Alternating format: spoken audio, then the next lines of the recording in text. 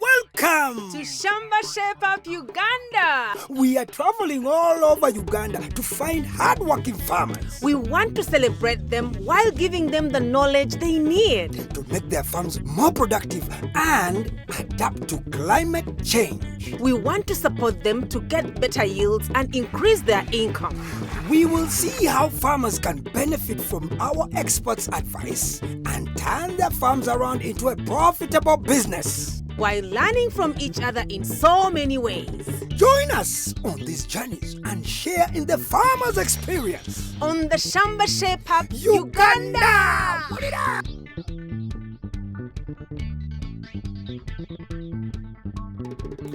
Welcome to Shamba Shape Up Uganda. Balikyewunya. It means you will be amazed in Uganda. And we want to amaze you. And interest you. In what a group of farmers are doing in this beautiful land of ours. We are off to meet Robert.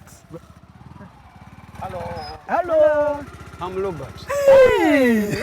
Well done. We're looking for you. Looking for you. Where are we going? Where are we going? I'm the farmer. Yes, where are we going? We're going to be nearby. That way. In front of Please lead the way. Okay. You are using Google Print for nothing. Today, we are in Namang'ang'a village in Mukono. We are here to meet with Robert Ssebuyungu, the chairman of a group of 30 farmers called Balikyewunya. Robert is an assistant vet, but he loves farming above all else. He and his wife, Noeline, who is a school teacher, are both hardworking farmers. They grow maize, Nakati, cassava, and sweet potatoes on their 6 acres. So far, no surprises. But wait, Robert and his group of farmers decided to go organic this year. Now, that's unusual. I'm an early adapter. If something new comes, I just take it, then I practice it. In earlier years, we have a food shortage within our families, and even some crops were no longer growing well in our area. So we had to look for some solutions. We tried to engage in some technical people. Then we have decided even to go organic. Being organic, they don't need any chemical. They don't need any herbicide. They don't need pesticide being used. For Robert, the equation is simple. Replenish the soil, get food security, and all this at a much lower cost. But still, he has some challenges on his 2 acres of maize. So, we brought in an expert from the National Agricultural Research Organization, NARO, Dr. Godfrey Seruwu, who thinks Robert can definitely do better. In 2 acres, we are interested in having the maximum number of plants. So what we have here is like 3/4 of the expected plant population. That means from the onset, he's already losing. When we are carrying out an enterprise like this, let's observe this recommended spacing. For maize, between the lines, from one line to the next, should be 75 centimeters or 2.5 feet. And then within the line from one plant to the next, it should be 1 foot. In that case, you plant 1 seed per hole. That one would give you maximum plant population. Now, when I look at the field, there is variation in appearance of the plants. When you look at this, it's a bit pale, and when you look at the lower side, it's very dark. That means probably you had some bit of erosion that the nutrients were being taken to the lower side. Now, like here, I would advise that we use poultry manure. That's the one and we used. The preferred poultry manure is the one from the layers, not broiler. This is poultry manure, but when you look at it, it has crumbs, these big particles. So if you were to apply the poultry manure, make sure you break down these. So that it should be 1 handful in each of the holes. So that one will be enough to take the crop throughout the season. And if you apply a handful, it means you'll need about 8 bags. You may see it as if it's a lot, but a bag costs between 8,000 and 10,000. For a small-scale farmer? Yeah. That means you'll spend around 80,000 on manure. But if you were to use DAP, a bag of DAP costs 130,000. Let So us here tell it's them already organic. cheaper. As a small scale farmer, going in for this organic manure is the best Ideal. thing because it reduces the cost, Yes. and at the same time it has a longer residual effect in the soil.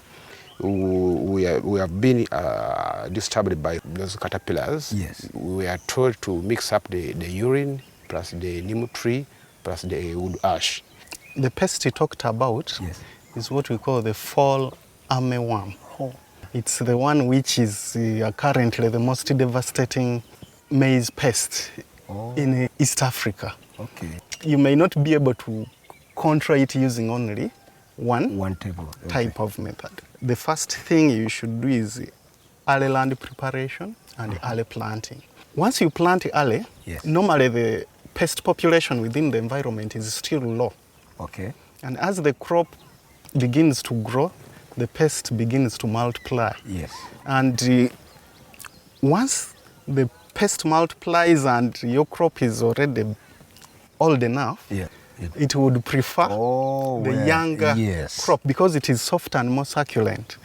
So planting early really works, and I can see here he planted early compared to other fields, and you can see the effect of the fall armyworm is very minimal. Okay.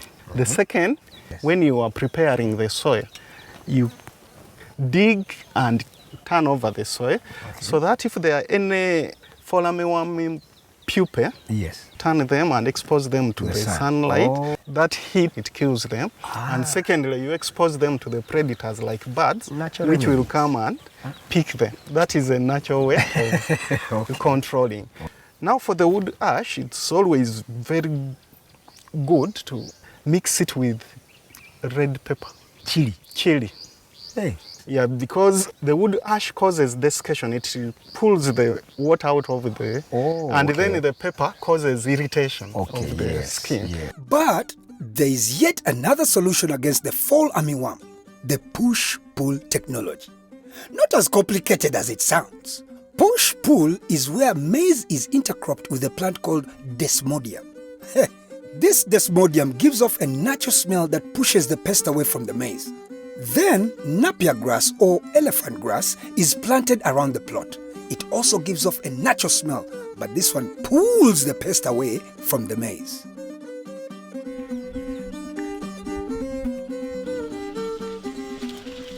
Dr. Godfrey insisted on the soil nutrients.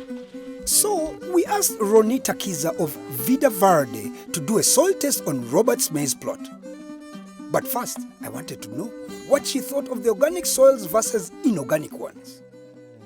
Okay. So in an inorganic farm where we have inorganic fertilizers, we have acidic fertilizers like urea. Okay. We have alkaline-based fertilizers. So you find that farmers who use such fertilizer, they tend to alter the pH of the soil, whereby in the next farming season, you have to correct the pH depending on the crop you're going to grow. Okay. Then also, you look at the retention of the nutrients, magnesium, calcium, it's more in the organic soil. As long as the nutrients are already in the soil, they will be retained properly on the soil. Farmer Robert, can we get the results? Yes. And give us the results.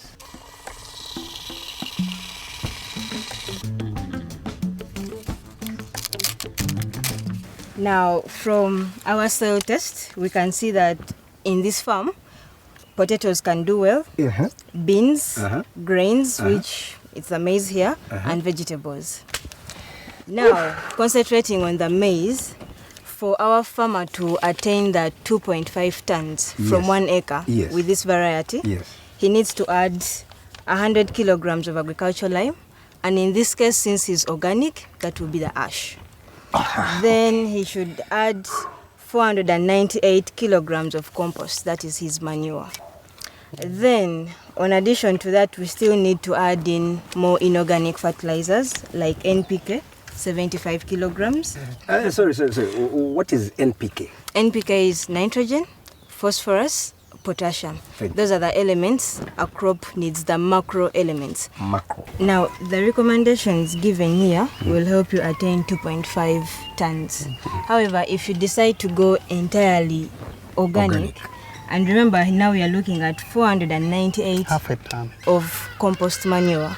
That's a bit hard to attain. Yes. But if you use it, you may not attain 2.5, but you surely attain 2 tons. Yes. This organic manure Yes. has most of the elements that are required, though in a lower concentration. Okay, So once you put the poultry manure, it should be able to give you a very good percentage of this. It may not exactly be like NPK in organic, but it will give you a very good yield. It has given us good results, which we wanted. We wanted, yeah. When you use only organic manure, you are not sure what nutrients you are adding. Therefore, it's important to do a soil test to see what is needed. The benefit of using a fertilizer is that you will know which nutrients you are adding and in what quantities. Definitely, I've been yearning for soil testing for all the time. I'm being encouraged, not discouraged. I know even this season, even though there are some incorrect issues here and there, but I do believe even the production is going to increase. According to the production we got previous season.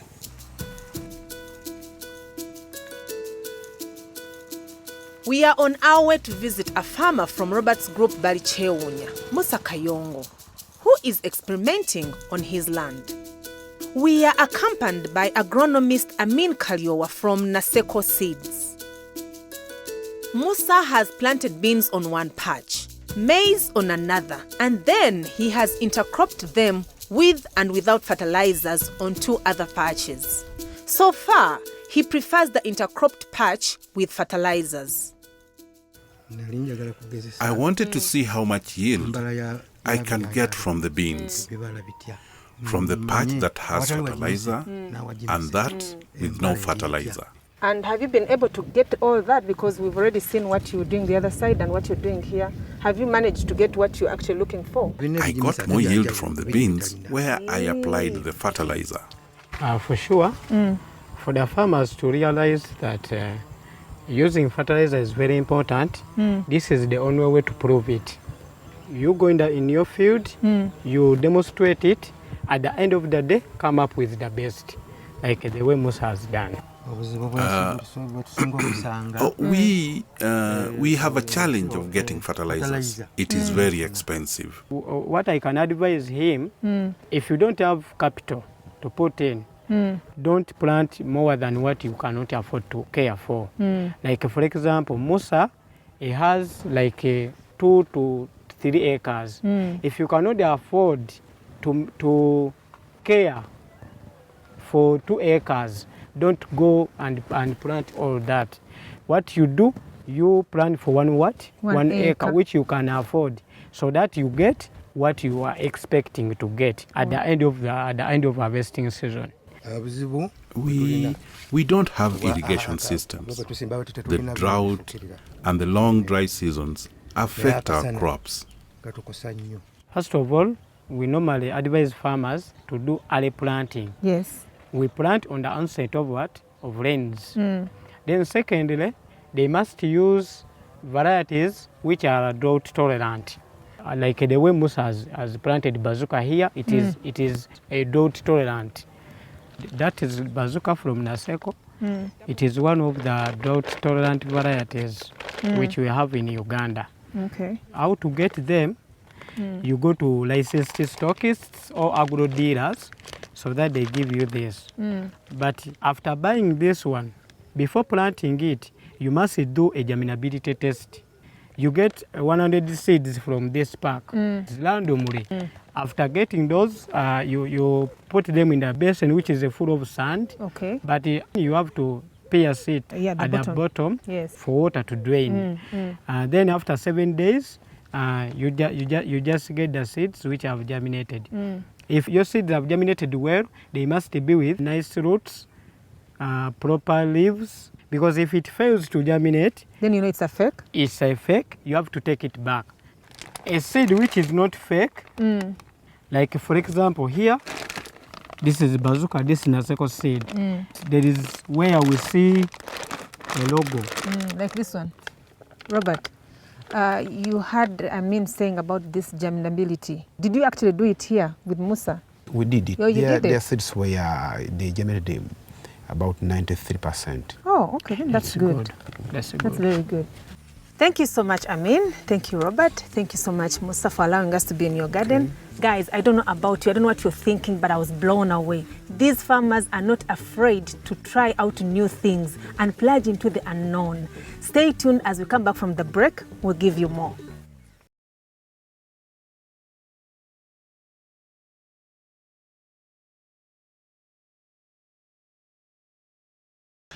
That was interesting. Welcome back to Shamba Shape Up Uganda.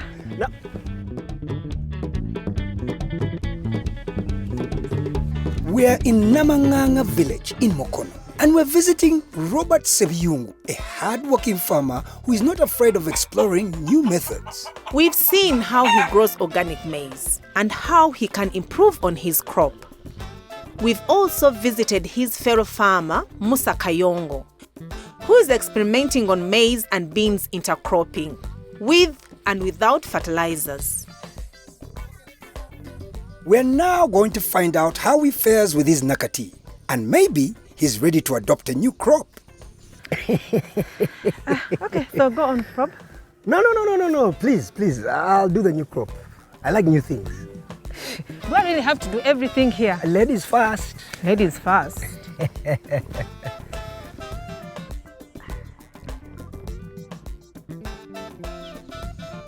Robert's favorite crop is Nakati. He gets 20 bundles from 1 acre and each bundle sells between 15 to 20,000 shillings.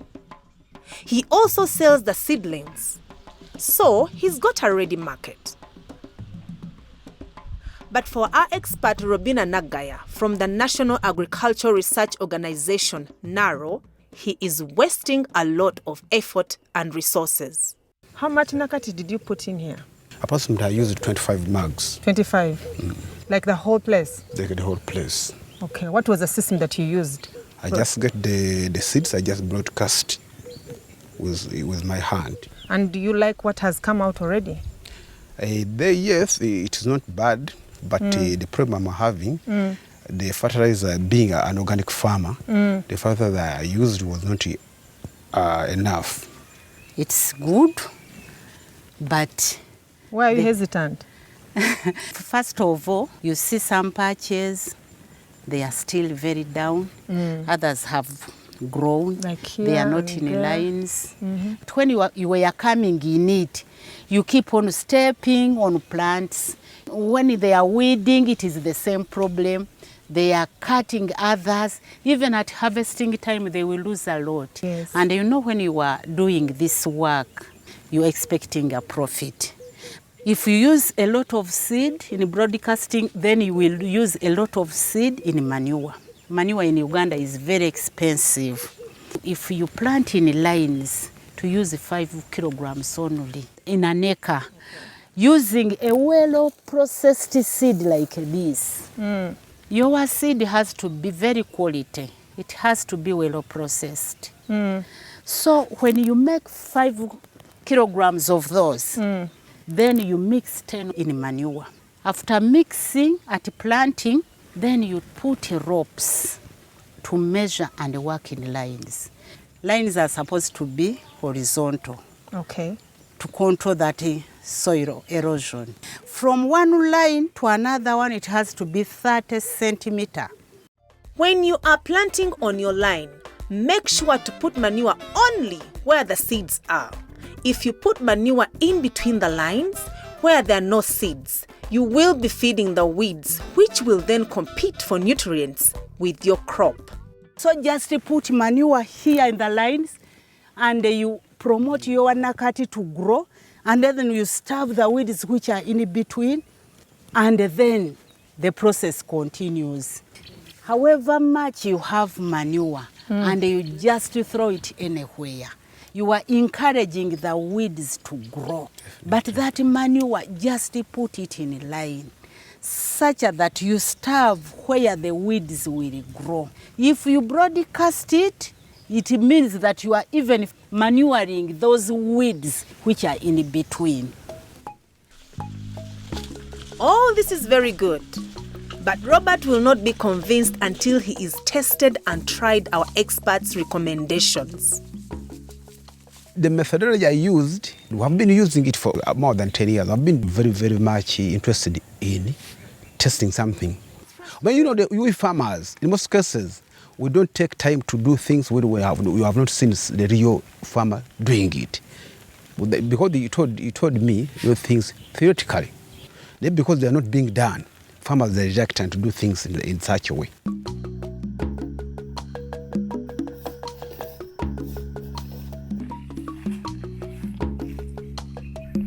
So, Robert once tested and tried, but then again, he and his fellow farmers from Balikyewunya are early adopters, so they're interested in anything new.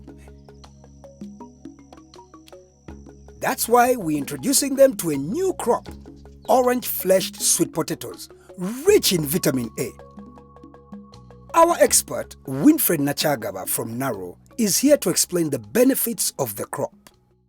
We know we have problems of mainly vitamin A deficiency in the women and mainly in the children, especially the pregnant women. The pregnant women are supposed to have a lot of vitamin A, but they can't take the other tablet, the concentrated tablet of vitamin A, because it will affect the child inside. So we are promoting crops, and sweet potato is one of them. We found that sweet potato has been disappearing due to many diseases and pests now. And this sweet potato has been bred for resistance or tolerance to the common diseases you have in your gardens. And we're encouraging farmers to go in for this because you'll be able to grow it and harvest a good yield. It is disease resistant, it is high in nutrients, and it is high yielding. Okay, madam, I have a question. This new variety you have now telling us, because we have heard of this GMOs. Yes. Is it free to that side, or what is, in which line is it? Everything new, the farmers, you think it is GMO. Not everything is GMO. This sweet potato has been bred through the normal process we used to use. So it doesn't have genetically modified materials. Because even with genetically modified materials, you know that you plant it this season and it will not be able to yield the following season.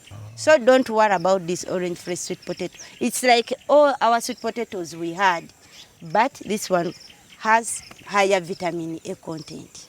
What's the yield compared to ours we have in terms of the acreage? How many tons or bags we can get out of an acre? That at least you have 7,000 planting materials in an acre. So you'll be able to harvest your 30 bags, the bags of just an acre. Yes. It's profitable. It's like when I look at the soils you have here, they are okay. The soils we are not recommending are the stony soils. They have a lot of stones. These ones, if they lack any nutrient, we just add. But for stony soils, we request that you avoid. Our local potato takes 4 months. What about this new potato? The orange-fleshed one. The orange-fleshed varies from 3 months, but it can even stay up to 8 months. Because one of the other things I didn't talk about is the food security, the advantage of the sweet potato. It's a food security crop. You can harvest it for a longer period. The one we call piecemeal, you come harvest, take, and cover again. The small roots will also enlarge with time. If you don't want to eat it as sweet potato the way it is, you are saying I don't like it, you can take it as juice. You can take it in bread. You can take it in pancakes, anything. So I have young children. There's no way I could even hesitate to grow it because I know it is very important to them because it's rich in vitamin A. Even myself, I need vitamin A. But according to the market, I cannot tell you right now it is marketable because we have never taken it to the market. If I say it's marketable, I would be lying. Marketable or not, Robert will definitely plant some orange-fleshed sweet potatoes in his garden. So our expert Winfred recommends that you make mounds and space them 1 meter away from each other. Then you plant 3 vines per mound in a triangle, 2/3 deep and at least 30 centimeters apart. So there you have it. It's as simple as that. Thank you very much for everything that you've taught us today. Yes, and I brought you the orange-fleshed sweet potatoes for you guys to test. And you tell me exactly what you think. No. But before we test, can we all just appreciate Madam Winnie? Give her a hand clap. And hope to see you next time on Shamba Shape Uganda. Now let's eat the cake. Thank you. Ekintu